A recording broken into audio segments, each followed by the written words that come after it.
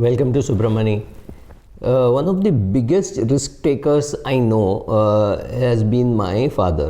Why am I saying it? Because he gave all his money to me for managing, and that's not a very sensible thing to do when you don't know whether your son or daughter is capable of handling that kind of money. But well, I did manage, I think. Luckily for me, and maybe the markets did well. And one thing was, I was a very, very, very scared investor. I've said this on Twitter also, that I'm a very, very, very raised to 100 scared investor. So I am very conscious about the risk that I'm taking. So luckily for my father, his portfolio did well, and that is luckily for me and my sister and my mother.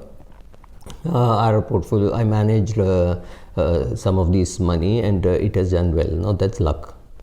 Now remember, it's your hard-earned money, your parents' hard-earned money, or your wife's hard-earned money, or your in-laws' hard-earned money that you're managing. Even if you're managing it in a private way, you're not a fund manager, but you're managing. You're asking them to buy some shares, sell some shares, whatever. I have lost money in the past for close friends and family, and it has hurt me so badly that I stopped doing it.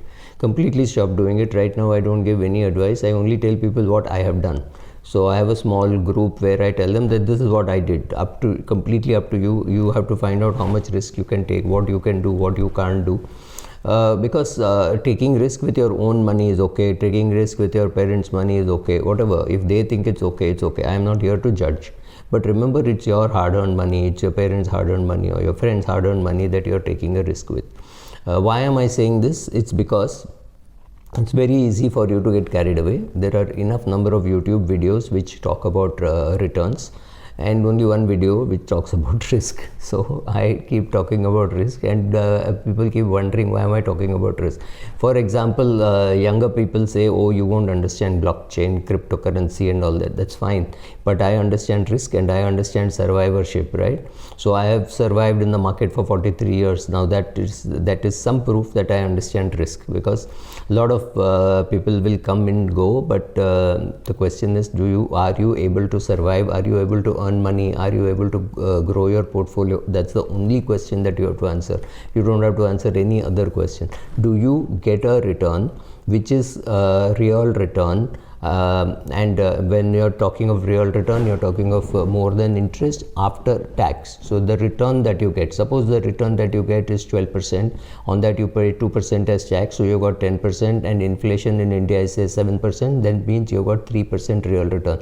That is the only question in investing, nothing else. In the long run, you have to get a return greater than your cost, greater than your inflation, and this after providing for taxation, you should be able to eat well and you should be able to sleep well. These are the only questions. Your alpha, beta, gamma, none of that matters, right? How did you take risk-based return? Did you get return? Now for the return that you got, how many units of risk you took? All that is jargon, right? So can you sleep at night well? Can you, or do you get up at 3 a.m. worried that, oh my God, if Biden goes, what will happen? If Modi decides to introduce some other tax or something, what will happen? If you are worried about all those things, maybe your asset allocation is not right. Maybe your job itself is risky and your portfolio is also risky.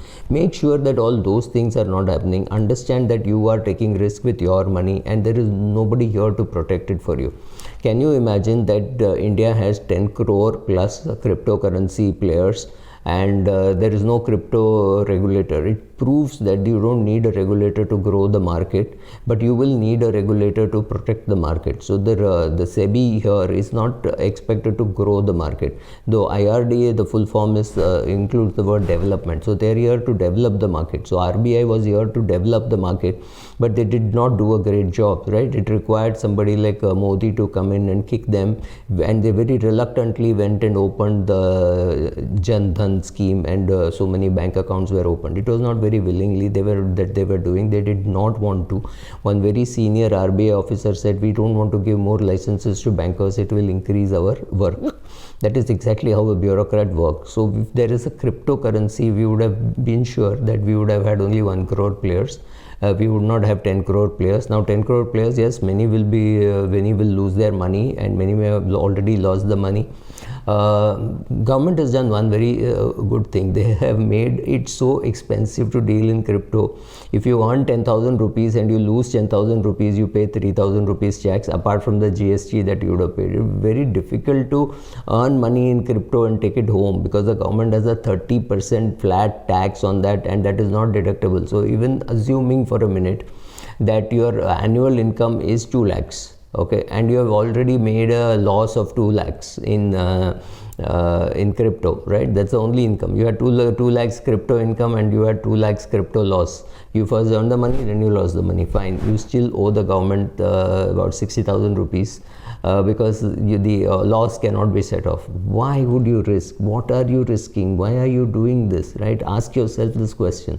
Will you ever make money with such a Shylockian rate, right? So when you're risking, see whose money you're risking, why you're risking, what you're risking. If you don't understand all those things, don't risk. Please don't risk. If you don't understand the risk that you're taking, if you are in the cryptos to make money, then there is something wrong with you, because with the 30% tax you will not make money. Like, when we say gold as an investment, you're much better off keeping it in paper form or in electronic form, because you don't pay making charges. Now suppose you buy gold, some jewelry you buy and you bring it home, you would have paid 30% making charges. Next morning when you go, you will not be able to recover the 30% of the making charges. So the transaction cost or impact cost, as an economist would say, is so high that it cannot be an investment. It can only be something which you bought. I bought a ring for myself, I bought a chain for myself, I bought a bangle for my wife. All that's fine. That is an expense. Don't treat it as an investment. If it is investment, it should not have such a high impact cost. So understand what you're doing, because not understanding is the biggest risk, right? So when you invest money just because the share price is going up, then you're taking risk. When you invest money just because when you short a share just because everybody else is saying prices will go down, you are again taking a risk.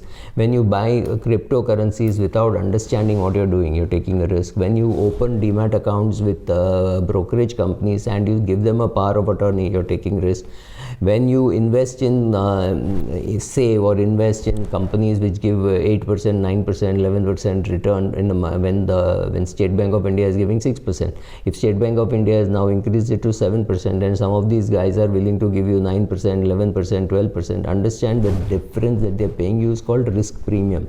They're saying, if you go to State Bank of India, you get 7% because it is risk free. So nothing will happen to State Bank of India by which you will lose your money. When you come to us, we are lending against gold, we are lending against saris, we are lending against underwear, we are lending against car, it doesn't matter, but we will give you 11% return or 12% return. That gap is called the risk premium. Do you want that risk premium? If you want the risk premium, understand that you're risking your capital. So if you have put a 50 lakh deposit or a 5 lakh deposit or a 50,000 rupees deposit, ask yourself, can you afford to lose that money? There is that risk, therefore there is a premium being paid. I'm not getting into whether you should, but I'm saying if you do, understand what you're doing and is that what you want, right? So if you invest in any item, if you buy shares which your neighbor has bought because he thinks he's made money, right? So that's not a very sensible thing to do, right? If you buy cryptocurrency because all your classmates are doing and you're sitting and you're having daru with them and suddenly they say that Arey, I made money in crypto, and you say how did you do it? And he says, oh, go to such and such a person, he'll do it for you. Go to them, go to videos. There are enough YouTube videos creators who are young who will keep telling you, don't worry if the market goes down. The market has to go down. Market had gone up, market has to go down. Therefore, keep doing your SIP. This is fantastic advice if you are sure that the market will come up in 3 months. What happens if the market does not come up in 3 years? Will you have the patience? Will you have the cash flow? Will you have the mental, physical, moral strength? Will there be enough support in your family to keep continuing to invest, especially in individual stocks? It's okay if you're investing in a mutual fund, if you're reasonably sure that the fund house is good, there is integrity, and you keep investing, maybe it will come back. NAVs will come back because it's a portfolio. Index will come back, right? The Sensex was 62,000, Sensex is today 52,000 or lower, I'm not very sure. You can be 100% sure it will come back to 62,000. Will it come back in 2024? Will it come back in 2026? That is the only question. But an individual share can just go down and stay there and never ever come up. These things do happen. So if it's a single stock risk that you're taking or a portfolio risk which you're taking, keep checking, keep on. I'm repeating this ad nauseum. If you control all the risk that you take, returns will follow. Just because you're watching videos and they tell you, oh, older people don't understand cryptocurrencies. Of course I don't understand cryptocurrencies, but I understand how to survive in the market for 30, 40, 50 years, right? I have created enough wealth for myself and for my family not to worry, not to look at the markets for the next 10 years and nothing will happen. Like they say in Hindi, pet ka pani nahi hilega. Having created that background, now I'm taking risk with a part of my portfolio. Even with all these comforts, the maximum risk I would take is maybe 20 lakhs, 30 lakhs, 50 lakhs, not more than that, right? Would I do anything to wipe myself out? The answer is no. When I see somebody like that, somebody doing things like that, it gets me to make a video saying, be careful. Rahul Dravid used to come in a Max Life ad which said, advice to sabhi dete hain, aap kiski sunte ho, right? The question is not whether an SIP will work. Of course, SIP will work in a portfolio. SIP may not work in an individual stock. But the question is, do you have the cash flow and the mental strength and physical strength and parental support or wife, spousal support to continue investing in a company or where for 5-6 years it keeps going down? Answer is you shouldn't, because the risk is too high. I mean, we have seen companies like Silverline going from 1300 to 6 and I have no clue where it is, right? Pateja Forging going from 300 and odd to 0. Right, we have seen these things happen. So if you're investing in a portfolio, SIP will work. Will it work in an individual stock? No. So understand risk before you take your steps. Thank you.